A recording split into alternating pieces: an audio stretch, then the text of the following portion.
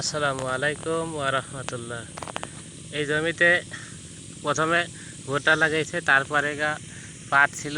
এখন পাট কাটি দিনের দিন সঙ্গে সঙ্গে একদিনের মধ্যে ধান লাগাইছে। জমিতে যেসব জিনিস খেয়াল করা দরকার, প্রথমে ধান চাষ করার সঙ্গে সঙ্গে লাগিয়ে দিছে, যার কারণে এখানে অসংখ্য পোকা আক্রমণ করেছে। এই পোকা কাটা সব ধান কাটা সব খাই গেছে, একে বাজরাই সব শেষ করে দিছে। এই ঘুইগুলো অথবা অন্য কেউ কোনো জাতীয় পোকায় সব শেষ করে দিছে, একেবারে শেষ করে দিস খাইছি। প্রত্যেকটা ধান একের পর এক। এই জমিটা 28 কাঠা, তা 14 কাঠা ধানই নেই, এমন একটা অবস্থা। অসংখ্য ধান খাইতেছে। এই জমিটা অবশ্যই পানির সাথে দানা বিষ অথবা জল বিষ বই নিয়ে দিতে হইতো। অসংখ্য মাছরাই সব নষ্ট করে ফেলেছে, অসংখ্য সব নষ্ট করে ফেলেছে একের পর এক। এই যে 28 কাঠা জমির মধ্যে 14 কাঠায় খাই গেছে, বা 16-17 কাঠায়, এমন একটা অবস্থা। এই ধান চাষের মাথায় হাত। আর না বেগে ধান লাগাইনি, এখন তো চারা পাওয়া যাচ্ছে না। আর কোনো দ্বিতীয় কোনো ব্যবস্থা নিতে ভাঙিয়ে দেওয়া বা নতুন করে লাগাবে।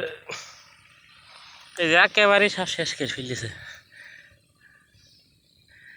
মাঝে একেবারে শেষ করে কাটি দিছে সব। এই যে প্রত্যেকটা ধানে সব কাটিয়ে পয়সি কি যাচ্ছে, কাটিয়ে দিয়ে সব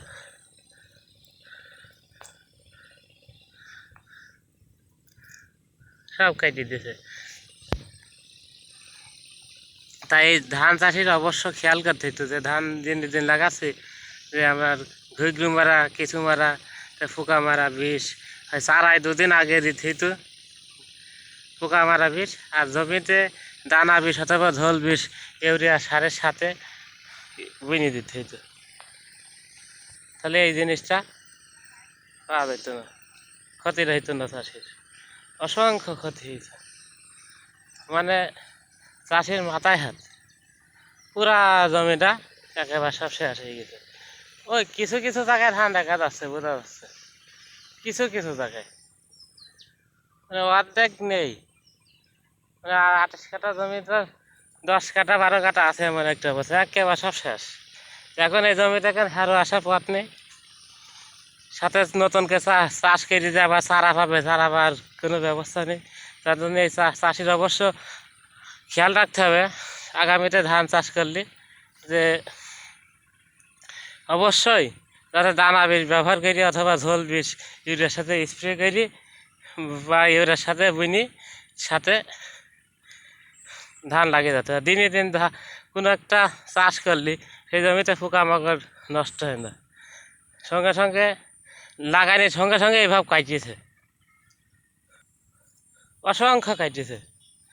এই যে এখানে একটু ধান আছে, এই জায়গাটা এই যে মাছটা মেরেছে, এই একটা দুইটো তিনটি সব কাটা কেটেছে এইভাবে। এমনকি নতুনও ধান এই যে এবার মাঝে কেটেছে, সব সব কাটা, এই যে সব কাটিয়েছে, এই যে হ্যাঁ, অসংখ্য।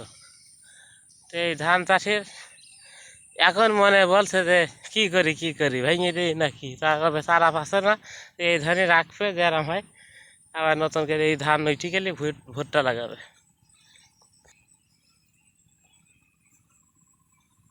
এই যে এই জায়গাটা একটু ধান আছে দেখা যাচ্ছে, আর তাছাড়া এই যে সব সব ফাঁকা হয়ে গেছে, সব ফাঁকা হয়ে গেছে। একই দিনে ধান লাগাইছে, কিন্তু ওই পাশে দেখা যাচ্ছে ওই বাগানের পাশে, তো ওখানে একই দিনে ধান লাগিয়ে এমনি বেরি চলে গেছে, মেশিন বেরি চলে গেছে, ওই ধানটা বাইর দিয়ে গেছে। আর এই যে এই বাগানের পাশে এই ধান চাষি, তার ধান লাগানোর আগের দিন, এই যে ধান লাগানি হচ্ছে 1 সপ্তাহ হচ্ছে, ধান লাগানোর আগের দিন চারার জমিতে বিষ স্প্রে করি ঘাস মারা, আবার আইসিতে 7 দিন মাথায় আজকে আবার বিষ স্প্রে করলো পোকা যাতে না লাগে। এই জন্য ধানটা ফাইন দেখা যাচ্ছে। ধান আল্লাহ রহমতে অল্প দিনই ধানটা জমে যাবে। প্রত্যেকটা ধানের প্রায় দিয়ে আছে, একটা নষ্ট হয়নি, একটা নষ্ট হয়নি। এই ধান চাষের শিক্ষণীয় বিষয় যে নাবি ধানের কোনো রকম কোনো কাজে অন্তটি করা যাবে না। বিশেষ করে সার পানি বিষ সব সময় প্রস্তুত থাকতে হবে কাজ করার জন্য। যখন যেটি লাগবে তখন সেই জিনিসটাই জমিতে ব্যবহার করতে হবে।